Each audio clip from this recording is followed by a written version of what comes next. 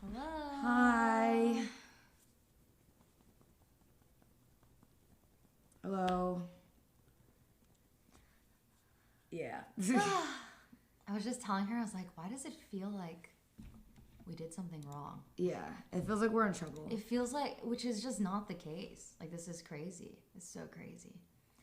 Hello. We wanted to officially end the marathon, have some closure, talk about the situation a bit, and just end it properly because it didn't feel right ending it the way that it ended yesterday.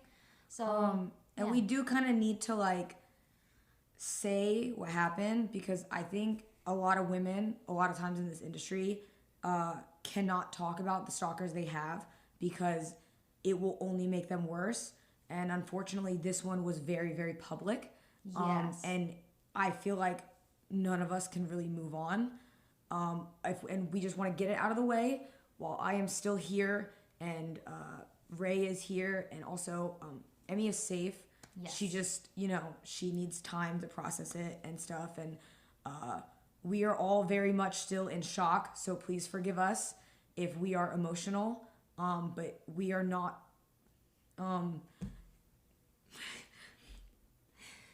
we literally were like, let's try to like keep it together. We are very much in shock, and we need you guys to know that clip does not do it justice for how scary it was. It was like it didn't show everything that happened. And we just want to use it as like a learning situation because we see a lot of people saying like, oh, I would have done this if I was there, but you have no idea how fast it really happened.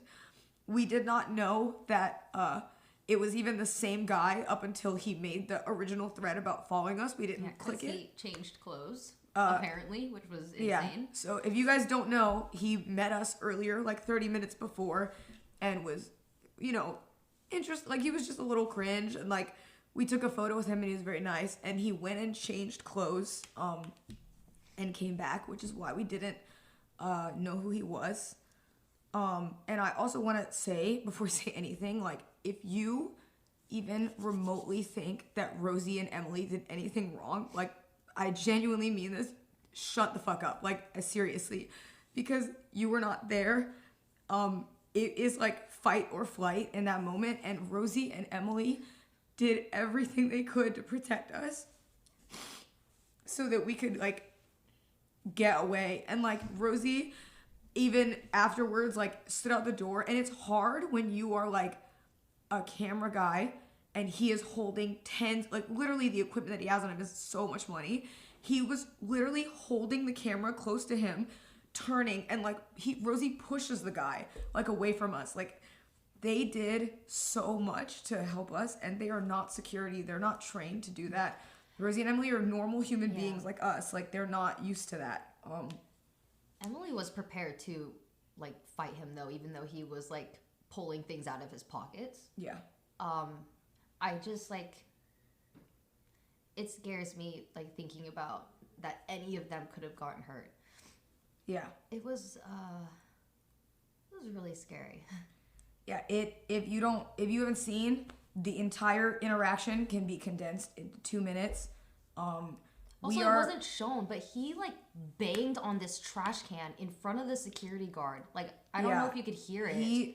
The way that we knew he was manic was he kept changing, like personality. Like, he would get really happy and be really nice, and then feel threatened and get really aggressive very quickly, and was punching stuff behind us. And when he charged at Emily and stuff like that, and he charged at Emmy, we just went into fight or flight.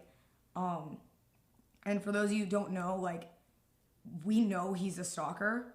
He pulled up, when he was behind us, he pulled up Emmy's TikToks. Yeah, he was watching. And was watching her TikToks and, like, looking up and, like, and just, like, staring at us. And he, even when, like, he ran at us and he said he was gonna kill us, he kept running and trying to get something out of his pocket. And,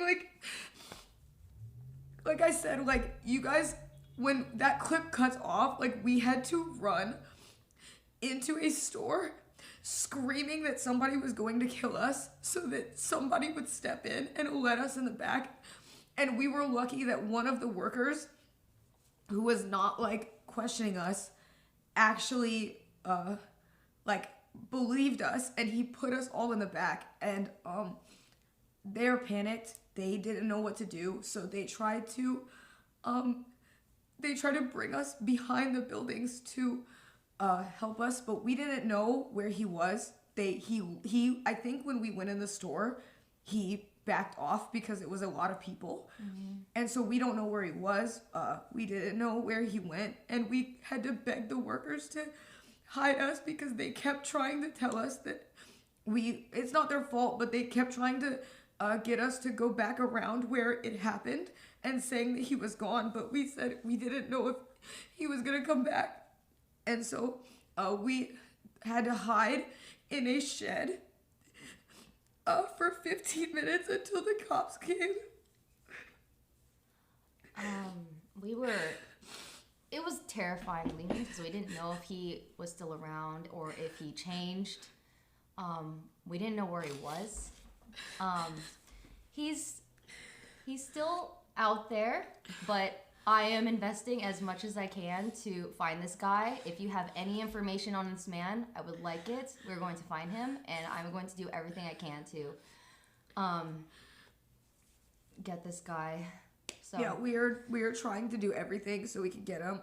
We have evidence that he knew who we were. We have everything. We just need to find him. So if any of you have any information and you've seen him before or anything, if you can please tell us so we will know, because it's hard sometimes, like when the cops have to go off stuff like that, and I know that it's a lot, but it would help us a lot if anybody has anything. We are right after this, we're gonna go to the police station. Yeah, and we are going to file reports and take it from there. So, and I want to say again, like, we are all in shock. I don't saw a lot of people saying like, well, did he actually have a weapon and da-da-da, but like when somebody is running at you or even walking towards you, when a stranger says he's I'm gonna kill you, and he's getting aggressive, and he's banging on the trash can, and he goes from smiling to looking really serious and charging at us, like he put his stuff on the ground to fist fight Emily. I'm not joking when I say like it escalated so quickly. There is nothing that anybody could have done. It happened so fast, and like you guys did not see all of it. It is like, I am in hindsight very thankful that we were in the area that we were and that we were able to go into the store, because I think if we had been anywhere else on the pier, it would have been a very different situation. Because when you walk down, and if we would have been going into like the parking garage or anything, we would have had nobody. So at least we ran into that worker who I'm very thankful helped us. And yeah, I just please, like, take stuff like this very seriously. It can happen to like anybody if you're male or female, but like it happens to everybody. But like it is so, like, if you ask any girl streamer, they all have stories, and it's not just Emmy, it's not just somebody, like it's every single girl streamer has a story like this, but we get to use this to talk about it because one happened so public. It felt important to talk about. So moving forward, we will be. We got tissues. It's sad. Oh, baby. We are very much in shock still, just to clarify. And I know people are like probably gonna see us display a lot of emotions when we go live next time or whatever, but I think none of us really know how to process this. That was very, very real. And and for the people that are like trying to psychoanalyze and like say that it was fake, fuck you. Like Also, people, when you're okay. Yeah, I know. Yeah. I know. Yeah. The other thing is those people are just gonna do that. Yeah. But you know, it is what it is. Sometimes people laugh when they're nervous. Sometimes people laugh when it's awkward. I definitely get that way, especially in an uncomfortable situation live on stream. Yes. It happens. People process things differently, and we're gonna get through this, and we will be much, much, much safer next time. And like we said, like, you know, this is not like just a random cringe viewer. Like, whether or not he walked at us, ran at us, it doesn't matter. When you have a stranger like that who is holding photos of you in their hand and doing what he did and saying, like, I'm gonna fucking kill you, that is like... And he charges at you? It is like, to be treated... You take it seriously. I mean, you guys can see it in the video. He charged at us. It is an attempt on our life, and, like, we are taking it very seriously. Mm-hmm. And please, you know, if you are, like, a female streamer, a lot of my friends are, like, guys that go stream. Like, I never thought that, like... I knew it could happen, but you always think that you know what you'll do in that situation. And when you're in it, it is very different. It's easy to say what you would have done in the situation.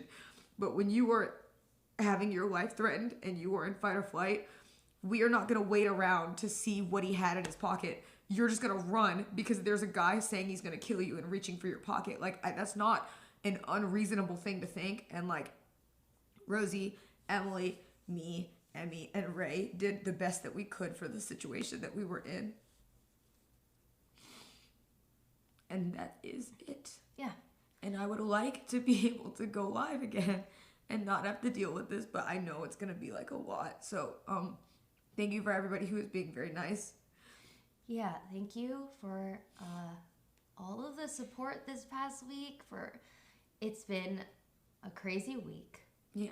And it was a really good marathon. We bonded a lot. And it sucks that a marathon that was to highlight women streamers and, like, us do stuff together is unfortunately, like, ending off on something that is one of the worst things that can happen to a female streamer. And we are very thankful that it did not end with one of us getting seriously hurt. And thank you to both Rosie and Emily for all that they did during the marathon, because they helped so much and they've been not sleeping. We've been doing so much to make it as fun as we could, and it's unfortunate that it has to end like this. But we said that we bonded a lot, because I don't think you can not bond over trauma. So, you know, we will get through this. Yeah, I think that's enough. Yeah, I think so too. Okay, all right. There was many good moments this past week. Last night was not one of them, but I hope it was a learning experience for other streamers, whether you're male, female, whatever. It is very dangerous. Okay. Yeah. It only takes one person. Okay. Yeah. So be careful. Learn from this, and that's it.